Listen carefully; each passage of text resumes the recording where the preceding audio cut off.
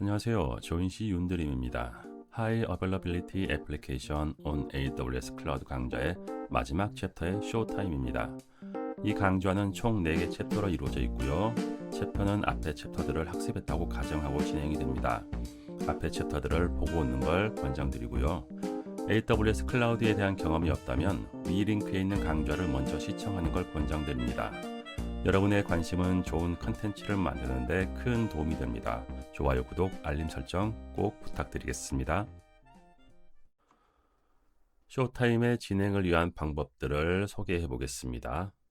먼저 지금 만들어진 VPC와 ELB 환경 그리고 앞으로 할 것들을 리뷰할 겁니다. 라우트 53 서비스를 이용해서 도메인을 만들고요. 이 도메인을 ELB에 연결할 겁니다. 이제 사용자는 우리가 만든 도메인을 이용해서 서비스를 사용할 수 있게 되는 거죠. ACM 서비스를 이용해서 SSL 인증서를 만들고요. SSL 인증서를 ELB에 오프로드 할 겁니다. 드디어 우리는 HTTPS와 도메인을 이용한 고가용성 서비스를 제공할 수 있게 되는 거죠. 마지막으로 테스트를 하고 강좌를 마치도록 하겠습니다. 쇼타임을 시작하겠습니다. 웹 콘솔 준비해 주시고요. 잠시 후에 뵙도록 하겠습니다.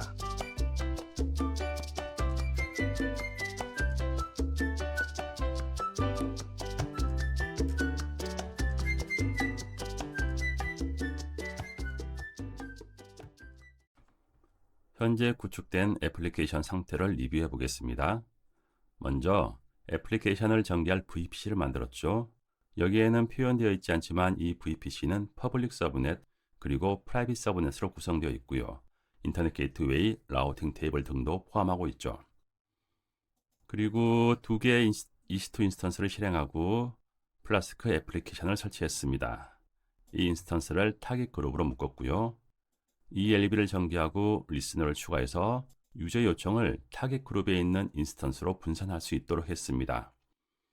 ELB는 타깃 그룹에 있는 애플리케이션의 상태를 지속적으로 체크를 하고요. 만약 문제가 생긴다면 문제가 생긴 인스턴스로는 요청을 보내지 않게 됩니다. 하지만 장애가 생긴 중에도 ELB는 계속 헬스 체크를 하고요. 만약에 장애가 복구되어서 요청을 처리할 수 있게 되면 헬스 체크가 성공이 될 테고 다시 요청을 처리할 수 있는 상태로 만들게 됩니다.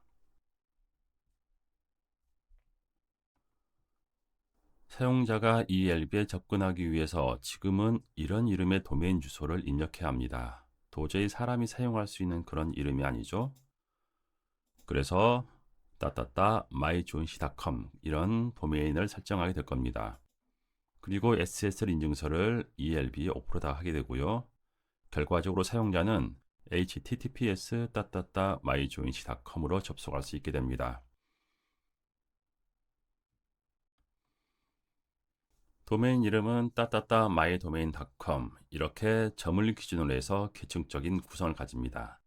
이 계층의 첫 번째 이름을 탑 레벨 도메인 네임 혹은 1차 도메인 이름이라고 합니다. com, co.kr, edu, io와 같은 국가 혹은 비즈니스 단위의 최상위 계층을 구성합니다. 그 다음은 세컨드 레벨 도메인 네임 혹은 2차 도메인 이름이라고 부르는 영역이고요. 여기에는 네이버, 조인시와 같은 회사 이름, 기관 이름 혹은 서비스 이름들이 들어가게 됩니다. 나머지 마지막은 서드 레벨 도메인 혹은 3차 도메인이라고 부릅니다. 보통은 서브 도메인이라고 많이 부르고 있죠. 여기에서부터는 인프라 담당자가 직접 이름을 설정하게 됩니다. 예를 들어서 어드민, FTP와 같은 이름들로 관리를 하게 되죠. 그럼 라우트 53을 이용해서 도메인 이름을 설정해 보도록 하겠습니다. 웹 콘솔에 접근해서 라우트 53을 입력해서 찾아가면 됩니다. 잠시 후에 대시보드 화면이 뜨고요. 우리는 joinc.net이라는 새로운 도메인을 만들려고 합니다.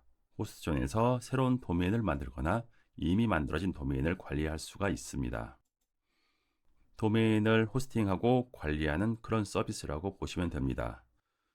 여기에서 도메인을 관리할 수가 있는데요. 그런데 도메인을 관리하려면 도메인을 구매해서 도메인을 제가 소유를 해야 되겠죠.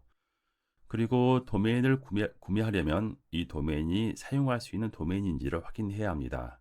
누군가가 이미 사용하고 있는 도메인, 예를 들어 네이버.com 이런 도메인은 제가 사용할 수가 없겠죠. DNS는 데이터베이스 시스템으로 등록된 도메인 이름을 검색할 수가 있습니다. 몇 가지 방법이 있는데요. 후이스 웹사이트에서 검색하는 게 가장 편하고 빠릅니다.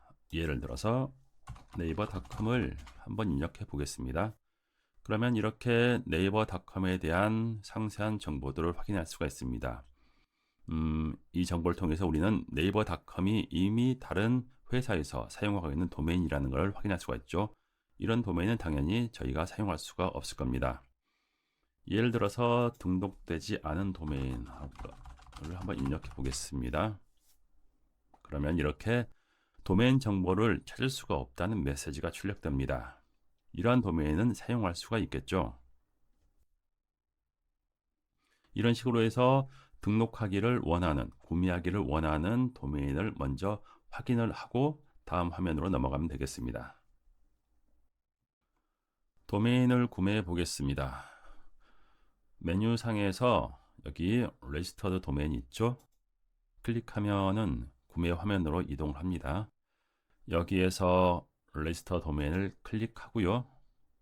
도메인 이름을 선택해 주면 됩니다. 조인시 그리고 인포를 한번 해볼게요. 체크 버튼 누르면은 이렇게 사용할 수 있는 도메인인지, 그러니까 구매할 수 있는 도메인인지를 체크해서 나타내 줍니다. Add to Cart를 하면은 카트에 담기게 되고요. 여기에서 Continue 버튼을 누르면은 다음 구매 화면, 설정 화면으로 넘어가게 됩니다. 도메인 구매 화면에서도 도메인을 누가 사용하는지를 확인할 수가 있죠. 정확하게는 사용할 수 있는 도메인인지를 확인할 수가 있죠. 후이스 서비스는 언제든지 사용할 수 있고, 그리고 도메인 사용자에 대한 자세한 정보를 얻을 수 있기 때문에 알아두면 언젠가는 도움이 될 겁니다. Continue 버튼을 누르면 구매 상세 정보를 입력하는 화면으로 넘어가고요. 여기는 제가 지금 값들을 미리 입력을 해뒀습니다. 이름, 이메일, 전화번호, 주소, 국가, 포스탈 코드 등을 입력하고요. 그리고 Continue 버튼을 누르면 바로 다음 구매 화면으로 넘어가게 됩니다. 구매한 내용들을 보여주는 화면입니다. 구매 정보가 맞는지를 확인하고요. 구매 등록에 동의하겠다고 체크하고 Complete Order를 하게 되면은 마무리가 됩니다. 등록된 도메인은 바로 사용할 수 있는 상태가 되는 건 아니고요. 실제 도메인의 소유자가 맞는지 확인하는 절차를 거치게 됩니다. 그 전까지는 펜딩 상태로 머무릅니다. 펜딩 리퀘스트를 클릭하면은 조인시 인포가 등록 중이라는 상태를 알 수가 있습니다. 나중에 이메일로 확인하는 절차 등이 남아 있는데요. 이거는 시간이 좀 걸리니까요. 제가 미리 등록한 도메인으로 바로 다음 단계로 넘어가도록 하겠습니다. 제가 이전에 등록한 도메인은 조인시.net이고요. 라우트 53으로 도메인을 구매하면 호스트 존을 자동으로 만들어줍니다. 디스크립션에 라우트 53이 자동으로 만들어준 호스트 존이라는 걸 확인할 수가 있고요. 클릭해 보면은 네임 서버 설정이 완료되어 있는 걸 확인할 수가 있습니다. DNS 시스템의 핵심은 레코드라고 했던 거 기억하시죠? 현재 우리는 조인시.net이라는 2차 도메인을 만들었고요. 여기에 레코드를 추가해서 새로운 서비스 도메인을 만들어주면 됩니다. 우리가 만들려고 하는 서비스 도메인 이름은 그러면 조인시.net이 되겠죠. Create 레코드를 클릭하고요. 레코드 이름은 따따따가 될 거고요. 레코드 타입은 CNAME이 되겠죠. 왜냐하면 저희는 IP가 아니고 이 도메인을 연결할 ELB의 도메인 주소를 연결해야 되니까요. CNAME을 클릭하고 여기 밸류에는 연결할 도메인 이름을 연결할 ELB의 도메인 이름을 설정하면 됩니다. 가볼게요. 저희가 연결할 도메인은 ELB는 myWebServerLB죠. 여기에 DNS 이름 여기 있죠. 요거를 copy and paste에 카피해서 여기에 넣어주면 됩니다. 그리고 create record를 하게 되면은 레코드가 추가됩니다. 그러면은 저희는 조인시.net으로 접속을 하게 되면은 ELB로 이 요청을 보내게 되는 거죠. 그럼 설정이 잘 되는지 ns lookup으로 한번 테스트를 해보겠습니다. ns lookup 조인시.net으로 하면은 네, 잘 연결된 걸 확인할 수가 있죠. CNAM은 ELB를 가리키고 있는 걸 확인할 수가 있고요. 그리고 각각의 ELB 도메인 이름은 두 개의 IP와 서로 연결된 걸 확인할 수가 있습니다. 결국 웹브라우저로 join시.net에 요청을 하게 되면은 이 두 개의 IP 중 하나로 연결을 하게 될 겁니다. 컬로 한번 테스트를 해볼게요. 값을 성공적으로 받아오는 걸 확인할 수가 있습니다. 이렇게 도메인이 잘 붙은 거를 확인을 끝냈고요. 이렇게 해서 사용자가 join시.net으로 연결을 하는 걸 확인했는데요. 근데 때때로 사용자는 join시.net으로 연결을 요청할 수도 있겠죠. 이 경우에 어떻게 되는지 확인을 해 보겠습니다.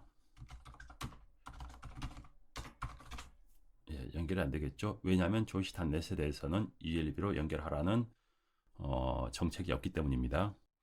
역시 레코드를 하나 추가를 해줘야 됩니다. 새로 한번 볼게요. 크리에이트 레코드를 해서 들어가고요. 여긴 따따따가 서브 도메인이 안 붙게 되겠죠. 아무튼데 join시.net은 기본적으로 루트 도메인입니다. 이 루트 도메인은 A 레코드 혹은 CNAME 레코드를 등록할 수가 없습니다. 이 경우에는 엘리어스로 등록을 해야 되는데요. A 레코드를 선택해 주시고 여기 밑에 보면 엘리어스가 있죠. 이걸 클릭하시면 됩니다. 클릭하면은 AWS 리소스를 레코드로 등록할 수가 있게 됩니다. 여기 라우트 트래픽 2가 있죠. 트래픽을 어디로 보낼 것인지인 거고 자원은 저희는 애플리케이션 로드 밸런스로 보낼 거죠. 클릭을 하시고요. 리전을 선택해 줍니다. 저희 리전은 서울 리전이죠. 서울 리전에 있는 ALB와 연결할 것이다 라는 거고요. 넣어주고 다음에 로드 밸런서를 선택해 주면 됩니다. 자, 저희가 이거죠. 마이 웹서버 LB죠. 앞에 듀얼 스택이 붙어 있습니다. 클릭을 해주시면은 join시.net을 등록할 수가 있습니다. 이 ELB로 도메인을 연결할 수가 있습니다. 크리에이트 레코드를 해볼게요. 여기 등록된 거를 확인할 수가 있죠. A 레코드로. 자, 그러면은 다시 한번 컬러 테스트를 해보겠습니다. 하면은 join시.net으로도 연결되는 걸 확인할 수가 있죠. 결과적으로 사용자는 join시.net 그리고 join시.net 양쪽 다 사용할 수가 있게 됐습니다. 이렇게 도메인을 붙였고요. 이제 SSL 인증서를 ELB에 오프로드해서 HTTPS로 서비스할 수 있도록 만들어 보겠습니다. 인증서는 ACM에서 관리를 하고 있고요. 새로 만들 거니까 리퀘스트를 클릭하면 되고요. 관리할 도메인 인증서는 저희는 퍼블릭 도메인 퍼블릭 인증서죠. 그래서 리퀘스트 퍼블릭 서티피케이트 선택해 주고요. 관리할 도메인은 join시.net이고요. 그리고 저희는 join시.net에 대해서도 관리를 해줘야 되죠. 그래서 하나 추가를 해주고요. 이 경우에 아스테리크 join시.net을 해주면 됩니다. 그러면은 뿐만 아니라 모든 3차 도메인에 대해서도 인증서를 사용할 수가 있게 됩니다. 훨씬 더 편하죠. 그 다음 밸리데이션 메서드고요. 이건 SSL 인증서를 요청하는 사용자가 이 도메인의 소유자인지를 확인하는 장치입니다. 왜냐하면 아무에게나 인증서를 주면 안 되기 때문이죠. 저희들은 라우트 53으로 도메인을 관리하고 있으니까요. 도메인 밸리데이션을 선택해 주고요. 리퀘스트를 하면은 만들어집니다. 리프레시 해볼게요. 여기에 있네요. 근데 아직은 펜딩 상태죠. 왜냐하면은 아직은 요청자가 join시.net 도메인의 소유자인지를 확인하지 못한 상태이기 때문입니다. 클릭하고 들어가면은 리프레시 해볼게요.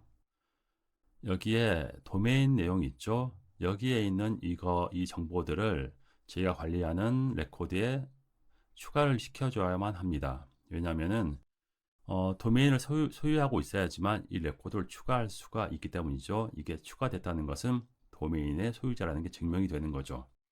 일반적으로 수작업을 할 수도 있겠으나 여기 create record in route 53 하면은 자동으로 레코드를 삽입을 해줍니다. 자, 그럼 라우트 53 한번 확인을 해볼게요. join시.net이고요. 리프레시 해보겠습니다. 여기에 레코더가 자동으로 삽입된 것을 확인할 수 있죠. 나중에 ACM은 이 레코더를 확인해서 이 도메인이 이 사용자라는 것을 확인하고 증명하게 됩니다. 이게 증명되면 최종적으로 이 인증서를 사용자에게 발급을 해주게 되는 거죠. 자, 볼까요? 펜딩 상태인데요. 잠시 후에 이슈 상태가 될 겁니다. 이제 로드 밸런서로 이동을 해서 방금 발급받은 SSL 인증서를 오프로드 하도록 해보겠습니다. 로드 밸런서로 이동을 하기 위해서 EC2 클릭하고요. 로드 밸런서 탭으로 이동해서 작업할 로드 밸런서를 선택해 줍니다. 그리고 리스너 탭을 선택하고요. Add 리스너를 해줍니다. 인증서는 HTTPS 443 포트로 가게 될 거고요. 유저가 443 포트로 연결하면은 포워드를 해줘야 되겠죠. 포워드의 목적지는 YF 서버 타겟 그룹이 될 거고요. 그 다음에 인증서를 선택해 주면 됩니다. 저희들이 만든 인증서는 ACM이고요. 업로드하라 인증서 여기 있네요. 아스트렉 조인스탄넷 클릭해주고 애드를 해주면 됩니다. 그럼 리스너에 추가가 됐고요. 결과적으로 443에 대해서 HTTPS로 사용자가 연결을 할 수 있게 된 상태가 됐습니다. 그럼 테스트를 한번 해보도록 하겠습니다. 컬러 테스트 하는 게 가장 빠르죠. 조인시단넷 성공했고요. 따따따 마찬가지로 성공했습니다. 웹브라우저로도 한번 볼게요. 조인시단넷이었죠. 보면은 열쇠 모양이 보이시죠? HTTPS로 안전하게 연결됐다는 것을 확인할 수 있습니다. 이것으로 ELB의 SSL 인증서를 오프로드를 했고요. 다 잘 됐는데요. 아직 끝이 아닙니다. 왜냐하면 사용자가 HTTP로 접근을 할 수가 있기 때문이죠. 한번 보실까요?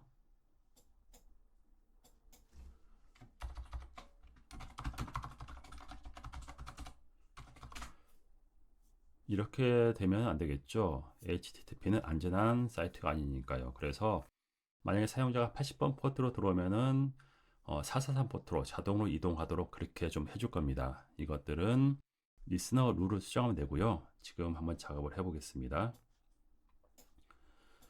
리스너 룰인데요. 80번에 대해서 저희가 변경을 해줘야 되죠. 클릭을 해볼게요. 여기에서 뷰 에디트 룰로 클릭해 볼게요. 현재 80번에 대한 룰은 이렇게 되어 있습니다. 80번을 연결해 오면은 타깃 그룹으로 보내라, 포워딩 해라 이렇게 되어 있는데요. 이걸 수정을 해 볼게요. 여기에서 유저가 80번 요청이 들어오면은 포워드는 하는 대신에 add action 리다이렉트 하겠다. 어디로? HTTPS 443 포트로 하겠다 라고 하고 업데이트를 하면은 네, 완료가 됐습니다. 한번 볼까요? 예, 룰을 한번 보시죠. 80번으로 들어오면은 타깃 그룹이 아니고 443으로 이쪽으로 리다이렉트를 하는 겁니다. 자, 그러면은 어떻게 되는지 보겠습니다. 유저가 curl 하면은 이전에는 헬로 월드 이제 페이지가 떴는데 301로 이동을 해버리죠. 웹 브라우저라도 한번 테스트를 해볼게요. P로 연결합니다. join.c.net으로 하면은 자동으로 HTTPS로 리다이렉트 하는 걸 볼 수가 있죠. 약간 헷갈릴 수가 있어서요. 정리를 하고 마무리를 하겠습니다. 유저가 80번으로 요청을 하면은 이 리스너 룰이 적용되겠죠. 그래서 HTTPS로 리다이렉트를 응답합니다. 그러면 브라우저는 리다이렉트 값에 따라서 443으로 연결을 하게 되고요. 443 연결이 들어오면은 즉 HTTPS인 거죠. 이 리스너가 작동을 해서 유저의 요청을 타깃 그룹으로 보내서 처리를 하게 됩니다. 수고하셨습니다. 이렇게 해서 우리는 AWS 클라우드 위에서 AWS VPC ELB 라우터 53 ACM 등을 이용해서 고가용성, 고확장성 인터넷 서비스를 구성하는 법을 알게 되었습니다. 기초적인 단계이고 앞으로 해야 할 것들이 많지만 기본적인 내용들은 충분히 전달됐으리라 믿습니다. 총 4개 챕터로 구성했던 High Availability Application on AWS Cloud는 이걸로 마무리가 됐습니다. 다음번 강좌는 도커 기반으로 MSA 애플리케이션을 구축하는 것을 계획 중에 있습니다. 항상 그래왔던 것처럼 작동하는 애플리케이션을 만드는 게 목적이니까요. 도커 기술, MSA에 대한 기본 개념, 그리고 백엔드 애플리케이션 개발까지를 모두 함께 살펴보게 될 것입니다. 궁금하신 점, 개선사항, 그리고 다뤘으면 하는 강좌가 있으면 joinchelp@gmail.com으로 메일 주시면 되고요. 여러분의 구독, 좋아요는 좋은 컨텐츠를 제작하는 데 큰 힘이 됩니다. 아직 구독 버튼 누르지 않으셨다면 꼭 부탁드리고요. 수고하셨습니다. 다음 강좌에서 찾아뵙겠습니다.